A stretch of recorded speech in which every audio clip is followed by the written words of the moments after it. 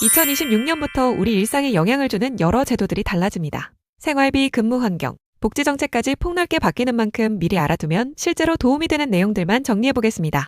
먼저 최저임금입니다.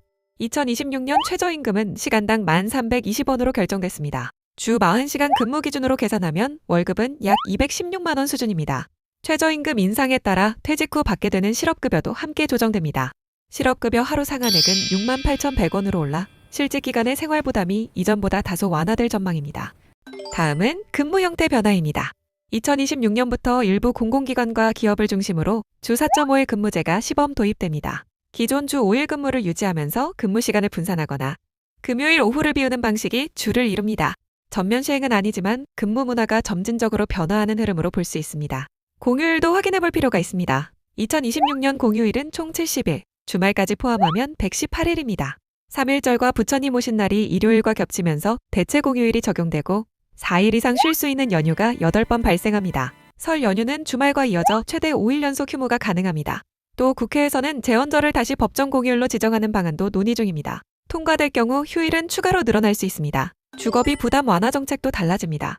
2026년부터 월세 세액공제 대상이 확대됩니다. 직장 때문에 떨어져 거주하는 주말 부부처럼 각각 무주택 근로자인 경우에도 공제를 받을 수 있습니다. 다만 공제 한도는 세대주와 배우자의 월세를 합산해 연 최대 1천만 원까지입니다. 청년층을 위한 금융정책도 변화가 있습니다. 2026년 6월부터 청년 미래적금이 새로 출시됩니다. 청년이 매달 최대 50만 원씩 3년간 저축하면 정부 지원금이 함께 적립되는 구조입니다. 기존 청년 도약 계좌가 5년 만기였다면 미래적금은 더 짧은 기간에 목돈을 만드는 데 초점을 둔 상품입니다. 특히 중소기업에 근무하는 청년은 정부 지원 비율이 더 높아집니다. 다만 두 상품은 중복 가입이 불가능해 본인 상황에 맞는 선택이 필요합니다. 이제 노인정책 변화입니다. 2026년에도 기초연금은 인상기조를 유지하며 소득 하위 어르신을 중심으로 지원이 강화될 예정입니다. 독거노인과 단독가구에 대한 보호도 더 두터워집니다. 노인 일자리 사업 역시 확대됩니다. 공공형 사회서비스형 일자리가 늘어나고 근무시간과 보수체계도 현실에 맞게 조정됩니다. 무리하지 않으면서도 생활비에 보탬이 되는 방향입니다. 의료 돌봄 정책도 변화가 있습니다. 거동이 불편한 어르신을 위한 방문진료, 방문간호 등 재가의료 서비스가 확대되고 치매 조기검진과 만성질환 관리 지원도 강화됩니다. 병원 방문이 어려운 경우에도 집에서 건강관리를 받을 수 있는 환경이 넓어집니다. 생활비와 직결되는 제도도 바뀝니다. K패스 교통비 제도가 개편되면서 기준 금액까지만 부담하고 그 이상 사용한 교통비는 전액 환급받는 구조로 전환됩니다. 대중교통 이용이 잦은 분들에겐 체감도가 큰 변화입니다. 전기차 관련 정책도 유지됩니다.